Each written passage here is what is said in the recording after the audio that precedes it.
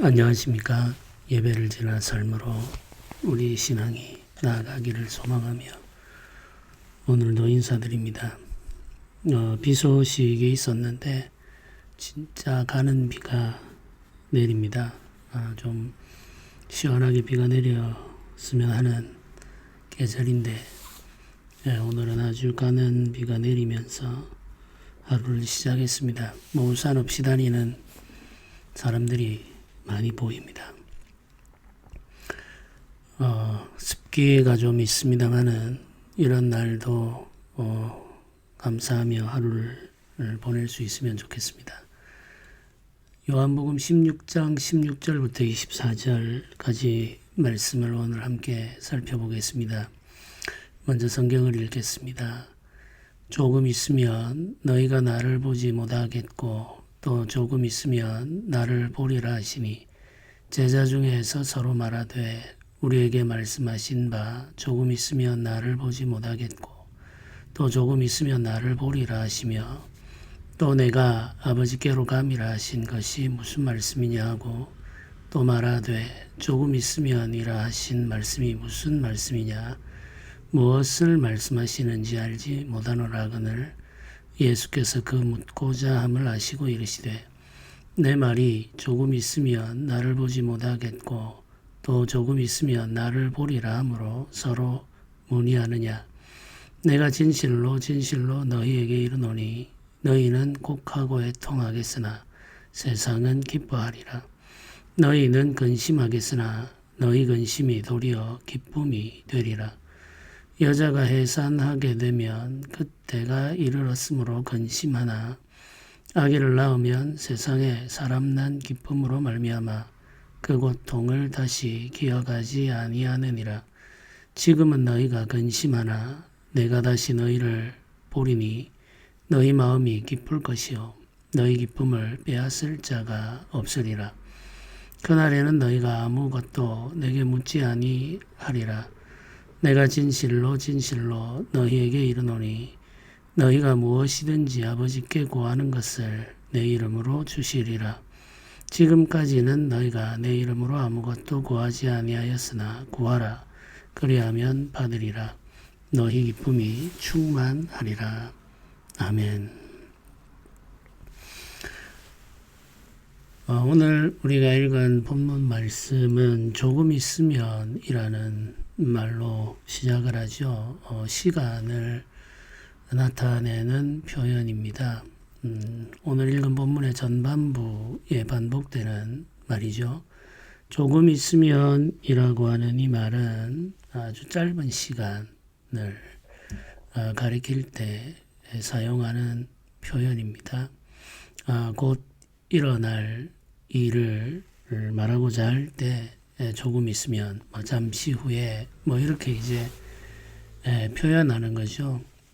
조금 있으면 너희가 나를 보지 못하겠고 또 조금 있으면 나를 보리라 하시니 이렇게 이제 예수님의 말씀을 제자들이 정리하고 있는데 이 조금 있으면은 하루 혹은 2, 3일 정도의 짧은 시간이라고 생각하시면 되겠습니다. 조금 있으면 예수께서 십자가에 달리시고 죽으실 것을 말하죠. 조금 있으면 너희가 나를 보지 못하겠고 라고 하는 이 말은 주님의 십자가 고난을 말합니다. 또 조금 있으면 나를 보리라 하는 이 말은 부활을 의미하는 거죠.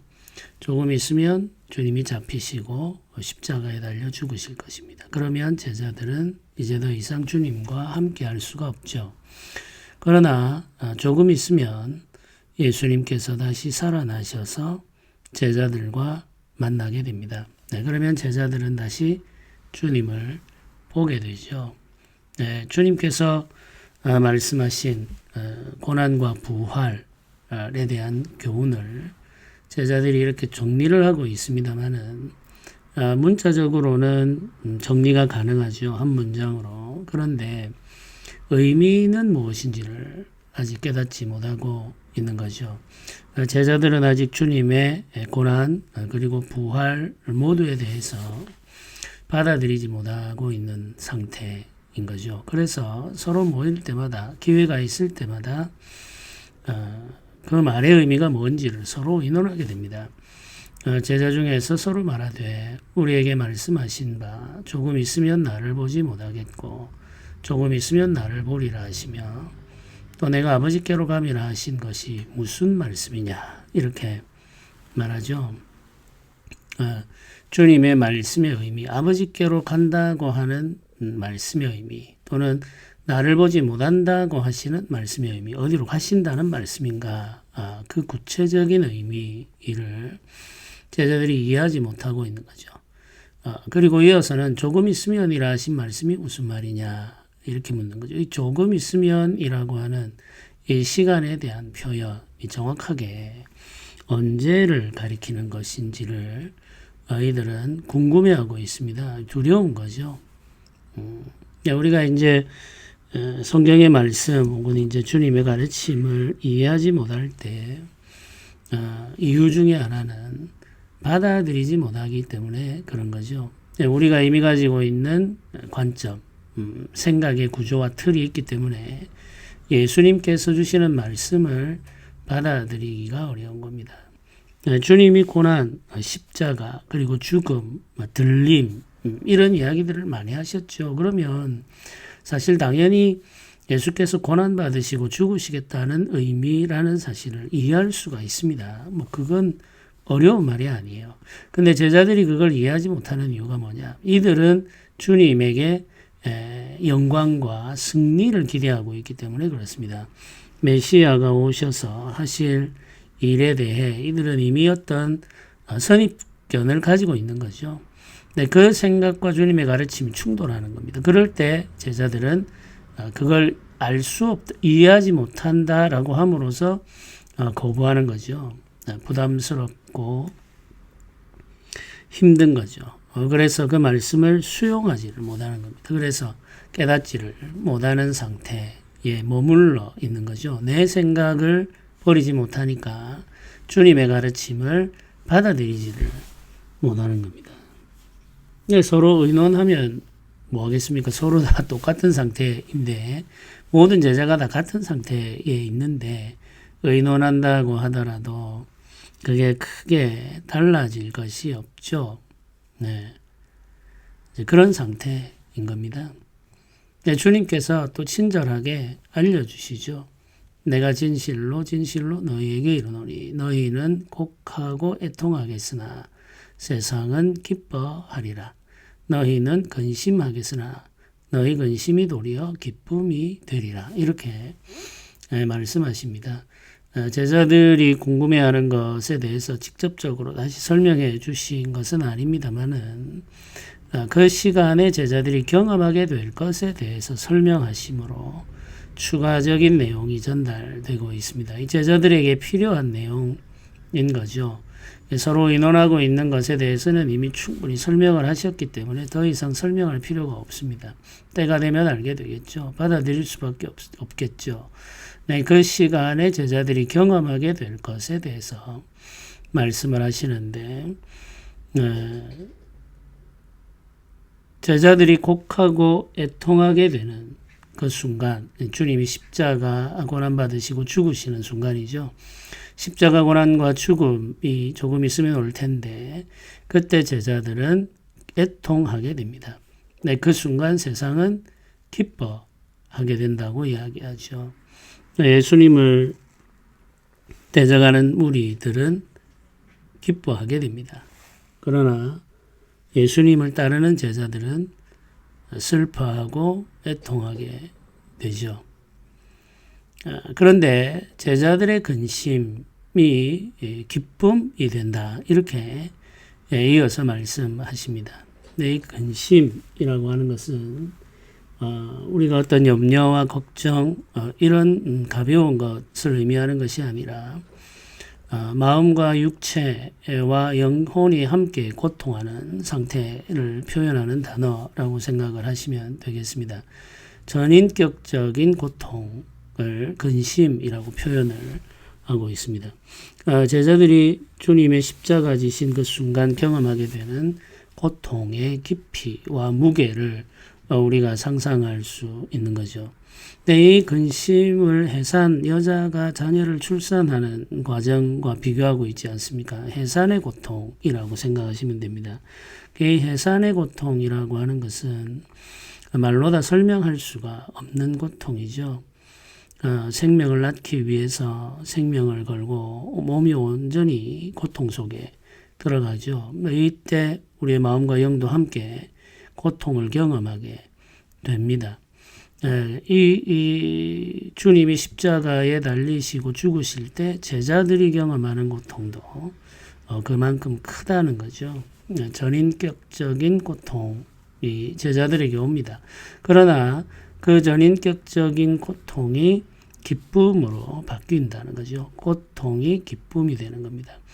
이 기쁨은 역시 본질적인 기쁨입니다. 단순히 우리의 기분이 좋아지는 상태를 말하는 것이 아니라 온전히 우리가 충만한 기쁨을 누리게 된다는 거죠. 이 기쁨은 본질적인 기쁨을 말하는 것이고 우리의 전인격이 하늘로부터 오는 기쁨으로 말미암아 만족하게 되는 상태를 설명하고 있습니다.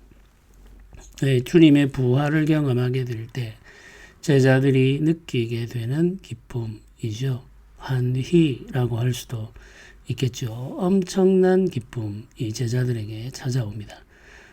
말로 다 설명할 수 없는 고통이 왔다가 그 고통이 기쁨이 되는 거죠. 십자가의 고난과 죽음의 슬픔과 애통함이 크면 클수록 부활의 때에 경험하게 되는 기쁨도 커지게 되는 거죠. 해산의 고통이 크기 때문에 자녀를 낳았을 때 누리게 되는 기쁨이 큰 것과 같습니다. 이 고통의 시간은 잠시이고 기쁨의 시간은 영원히 이어지죠. 주님의 부활은 영원한 사건이기 때문에 기쁨은 영원히 이어집니다. 주님의 고난과 죽음은 잠시 동안 경험하는 사건이죠. 십자가의 고난 그리고 죽음은 계속 이어지는 사건이 아니라 잠깐 동안 있는 사건입니다. 그러니까 고난으로 말미암은 근심, 고통은 잠깐이고 부활로 인해 얻게 되는 기쁨은 영원한 거죠. 제자들의 삶은 잠깐의 고통과 영원한 부활의 기쁨으로 이어지는 그 삶의 연속성 속에 있다는 사실을 우리는 알 필요가 있겠습니다. 지금은 제자들이 근심하고 있죠. 주님께서 계속 십자가에 대해서 말씀하고 계시기 때문에 지금은 근심하고 있으나 주께서 부활하신 후에는 온전한 기쁨을 경험하게 되고 그 기쁨을 빼앗을 자가 없다는 사실도 알려주십니다. 지금은 너희가 근심하나 내가 다시 너희를 보리니 너희 마음이 기쁠 것이요 너희 기쁨을 빼앗을 자가 없으리라. 부활의 날 제자들에게 주어지는 그 생명의 기쁨, 부활의 기쁨을 어느 누구도 빼앗을 수 없다고 주님께서 알려주십니다. 그래서 이 기쁨은 영원히 이어질 기쁨이라고 말할 수 있죠. 말로 다 설명할 수 없는 기쁨이라고 말하기도 합니다. 예수 그리스도, 부활의 주 예수 그리스도로 말미암아 우리가 경험하게 되는 그 말로 다 설명할 수 없는 기쁨이 영원히 이어지게 되는데 그 기쁨 속에서 우리는 살아가고 있는 거죠. 주님의 고난과 부활은 고통과 기쁨, 슬픔과 기쁨으로 표현이 됩니다. 우리가 살아가는 삶에도 마찬가지 이 일들이 일어나죠. 우리가 근심하게 되는 시간들이 있으나 기쁨으로 우리를 채우시는 하나님의 은혜가 있습니다. 그래서 우리는 항상 주의 주시는 기쁨을 바라보고 그 기쁨을 누리면서 매일의 삶을 살아가게 되는 거죠. 기뻐하라 라는 이 말씀은 주님께서 우리에게 주시는 명령의 말씀이죠. 기뻐하라고 하실 때 항상 기뻐하라고 이야기를 하십니다. 항상 기뻐할 수 있는 이유가 있다는 거죠. 주님께서 주시는 기쁨이 있기 때문에 우리가 항상 기뻐할 수가 있습니다. 예수님께서 고난과 부활 그리고 그때 경험하게 될 슬픔과 기쁨을 이야기하신 후에 또 제자들에게 기도에 대해서 이야기를 하십니다. 내 이름으로 구하라는 거죠. 내 이름으로 구하면 주시리라. 성경이 이렇게 기록합니다. 그날에는 너희가 아무것도 내게 묻지 아니하리라. 내가 진실로 진실로 너희에게 이르노니 너희가 무엇이든지 아버지께 구하는 것을 내 이름으로 주시리라. 지금까지는 너희가 내 이름으로 아무것도 구하지 아니하였으나 구하라. 그리하면 받으리니 너희 기쁨이 충만하리라. 이렇게 말씀하십니다. 그날이라고 하는데 그날은 부활의 날을 말합니다.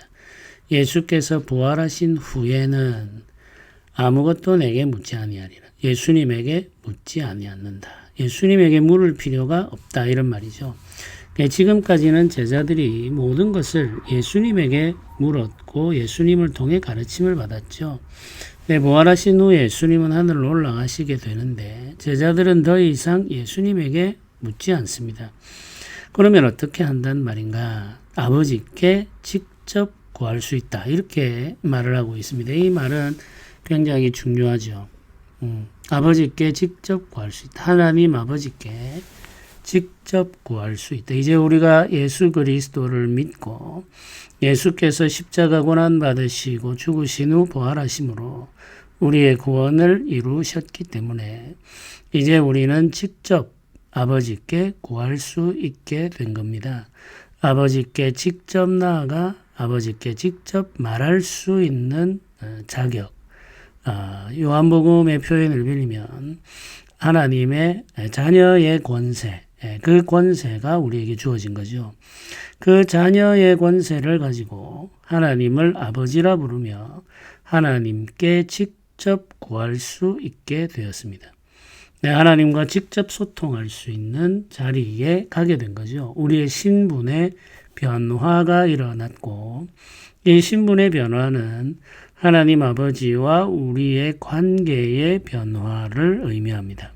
하나님을 아버지라 부를 수 있는 관계 속으로 우리가 들어간 거죠. 하나님과 우리의 관계의 변화를 이루어낸 것이 예수 그리스도의 십자가와 부활입니다. 그 십자가와 부활을 믿는 사람들은 하나님을 아버지라 부를 수 있고 하나님께 무엇이든지 구할 수 있고 말할 수 있게 된 거죠. 지금까지는 이런 은혜가 없었죠. 예수 그리스도의 십자가와 부활이 있은 후 이 놀라운 은혜가 우리에게 주어졌습니다. 아버지 하나님을 직접 대면하고 아버지 하나님께 직접 나아가 구하며 아버지 하나님께서 우리에게 주시는 은혜를 경험하며 살아갈 때 우리가 누리는 기쁨이 있는 거죠. 그것을 충만한 기쁨 이렇게 표현합니다. 기쁨의 충만함 이렇게 말하죠. 지금까지 너희가 내 이름으로 아무것도 구하지 아니하였으나 구하라 그리하면 받으리라. 너희 기쁨이 충만하리라 이렇게 말합니다. 충만한 기쁨이 있다는 거죠. 이 기쁨의 충만한 상태, 아버지 하나님과 우리의 새로운 관계 속에서 경험하게 되는 새로운 정서가 충만한 기쁨입니다. 이런 말씀을 우리가 읽다 보면은 우리가 이 세상 살아가면서 이 충만한 기쁨을 얼마나 경험하며 사는가 이런 질문을 하게 됩니다. 매일매일 우리는 세상의 근심 속에서 살아가지 않습니까? 크고 작은 일들에 대한 염려, 걱정, 두려움과 불안 이런 것들이 그치지를 않죠. 우리 몸의 연약함이나 마음의 연약함 때문에 흔들릴 때도 많이 있습니다. 그러니 우리 삶이 이 충만한 기쁨을 누리며 사는 삶이다라고 고백하기가 참 쉽지가 않죠. 사실 우리는 기쁨의 충만함을 누리는 시간보다 무거운 근심과 불안에 시달릴 때가 훨씬 더 많죠. 그게 현실적인 우리의 삶이라고 할 수밖에 없겠습니다. 뭐 정직하게 인정해야 할 일이겠죠. 네, 우리의 삶을 기쁨으로 채우려고 할 때 우리에게 필요한 것이 바로 아버지 하나님과의 교제인 거죠. 우리가 이 기쁨을 충분히 누리지 못하는 이유는 하나님 아버지와의 교제가 충분하지 못하기 때문이라고 할 수 있겠습니다. 예수 그리스도께서 아버지와의 충만한 교제를 누리며 살 때 고난과 시련 속에서도 기뻐하실 수 있었죠. 경건한 성도들이 아버지 하나님과의 충만한 교제를 누리며 살 때 그들이 시련 중에도 기뻐했던 것을 우리는 발견할 수가 있습니다. 결국 이 기쁨의 충만함이라고 하는 것은 경건으로부터 찾아오는 거죠. 아버지 하나님과의 온전한 관계, 아버지의 말씀을 우리가 듣고 우리의 마음의 상태를 아버지께 고백할 때 아버지 하나님과 우리가 교제하고 아버지 하나님과 우리가 깊이 연결되어 있을 때 우리는 아버지께서 주시는 기쁨을 누리며 살아갈 수가 있는 거죠. 이 시련과 고난 속에서도 평화를 누릴 수 있고 기쁨을 누릴 수가 있습니다. 이 기쁨을 우리 모두가 누릴 수 있기를 소망하면서 기도해야 되겠죠. 항상 말씀을 통해서 주의 음성을 듣고 기도하면서 주께 나아가고 주와 교제하며 주와 동행할 때 우리 마음에 근심이 밀려나고 기쁨이 찾아오게 되는 거죠. 그래서 충만한 기쁨이라고 하는 것은 하나님과의 교제 속에서 경험할 수가 있는 겁니다. 사람이 누리는 기쁨은 여러 종류가 있습니다. 어떤 것을 소유할 때 누리는 기쁨, 어떤 것을 먹을 때 누리는 기쁨, 이런 것들도 있죠. 어떤 것을 경험할 때 누리는 기쁨도 있습니다. 이런 기쁨들은 영원하지가 않죠. 본질적인 기쁨은 아니죠. 일시적인 즐거움으로 그치게 됩니다. 아무리 좋은 것을 가진다고 하더라도 그 소유로 말미암은 기쁨 혹은 소비 혹은 우리가 경험함으로 알게 되는 기쁨은 잠깐 동안 있다가 사라지죠. 그래서 더 많은 것들을 요구하게 되고 더 많은 것들을 경험하고 싶어 하게 되는 거죠. 끝이 없습니다. 그러나 관계 속에서 경험하는 기쁨은 온전하고 충만하게 되는데 특별히 하나님과의 관계 속에서 누리는 기쁨이 본질적인 기쁨이고 근원적인 기쁨이 됩니다. 왜냐하면 사람은 하나님과의 관계 속에 안식하고 온전하게 되도록 그렇게 만들어져 있기 때문에 그렇죠. 그래서 하나님 아버지와의 관계, 그 교제 속에서 누리는 기쁨, 그것을 우리가 사모하면서 기도해야 되겠습니다. 말씀과 기도 속에서 충만한 교제를 누리시고 또 충만한 기쁨을 경험하기를 우리가 같이 소원하면서 오늘 하루도 보내면 좋겠습니다. 같이 기도드리겠습니다. 은혜로우신 하나님 아버지 감사합니다. 하나님 아버지로 말미암은 기쁨, 하나님 아버지와 함께할 때 경험하는 기쁨과 만족함을 우리가 경험하며 살기를 원합니다.